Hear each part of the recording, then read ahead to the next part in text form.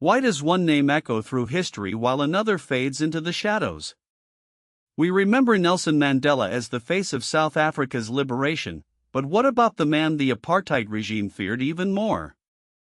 This is the story of Robert Mangaliso Sobukwe, a brilliant intellectual and fiery revolutionary whose name deserves to be etched in the annals of African history. Born on December 5, 1924, in Graaff-Reinet, in what was then the Cape Province, Robert Sobukwe's early life was steeped in the harsh realities of racial segregation. He witnessed firsthand the injustices of a system that denied basic human rights based solely on the color of one's skin. But Sobukwe was not one to be silenced. Education became his weapon. He excelled in school, demonstrating both intellectual prowess and a burning desire for justice. He attended Fort Hare University, a hotbed of anti-apartheid activism, where he immersed himself in political thought and honed his skills as an orator and organizer. Fort Hare shaped his worldview, radicalized him, and set him on a collision course with the apartheid regime. Sobukwe's political awakening led him to reject the incremental approach favored by some anti-apartheid movements. He envisioned a South Africa where Africans were not merely equal, but where they held the reins of power, guided by their own values and traditions. This vision led him to break away from the African National Congress and form the Pan-Africanist Congress, the PAC, in 1959. The PAC's ideology was rooted in Africanist self-determination, emphasizing the need for Africans to liberate themselves and control their own destiny. This message resonated deeply with many who felt excluded from the mainstream anti-apartheid movement. Sobukwe's charisma and intellectual depth quickly attracted a large following. But the PAC's rise posed a direct challenge to the apartheid regime, which viewed Sobukwe as a dangerous agitator. On March 21, 1960, Sobukwe led a nationwide anti-pass law campaign.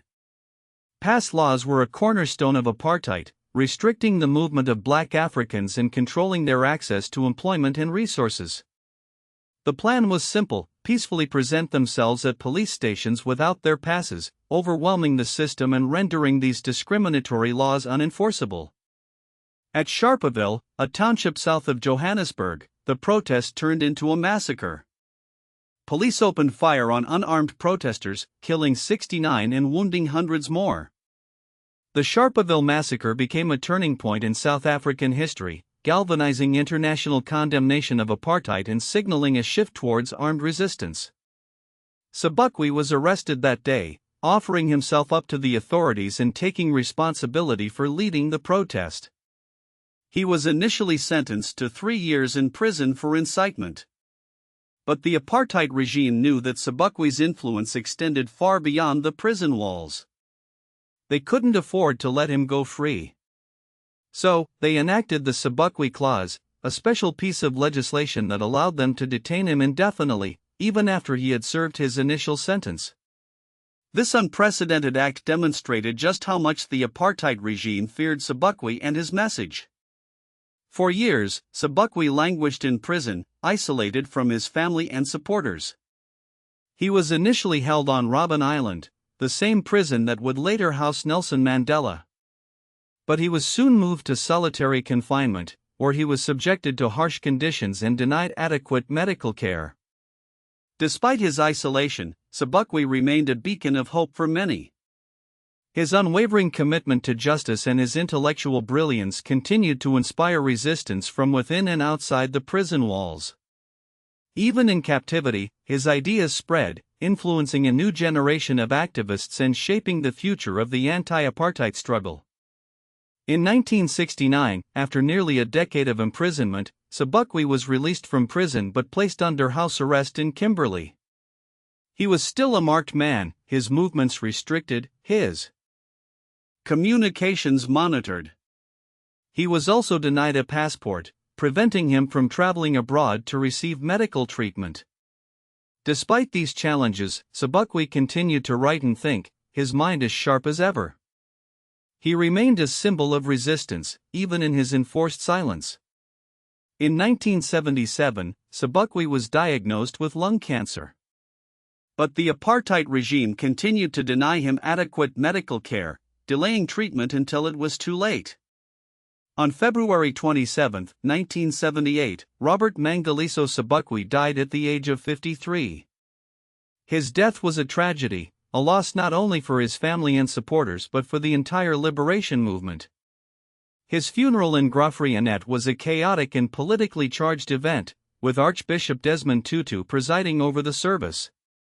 Sobukwe's legacy is complex and contested. His Africanist ideology, while resonating with many, also drew criticism from those who favored a more multiracial approach to liberation. Yet, there is no denying his profound impact on South African history. He helped shift African nationalism from protest to a more explicitly Africanist political program. The Sharpeville campaign, which he led, became one of the most consequential turning points in modern South African history. And his imprisonment turned him into a symbol of how colonial and apartheid states used law as a weapon against radical black leadership. Today, Sobukwe's name is often overshadowed by that of Nelson Mandela. But it is crucial to remember the contributions of this forgotten leader, this intellectual giant who dared to challenge the foundations of apartheid. His emphasis on African dignity, political self-determination, and economic independence still resonates in contemporary debates about decolonization, land reform, and anti-imperialism across Africa. Robert Sobukwe's story is a reminder that history is not always fair, that some voices are amplified while others are silenced. But his legacy lives on, inspiring a new generation of activists to continue the struggle for a more just and equitable world. Let us not forget the Lion of Azania. Let us remember Robert Mangaliso Sobukwe. His ideas are living fire. His spirit lives on.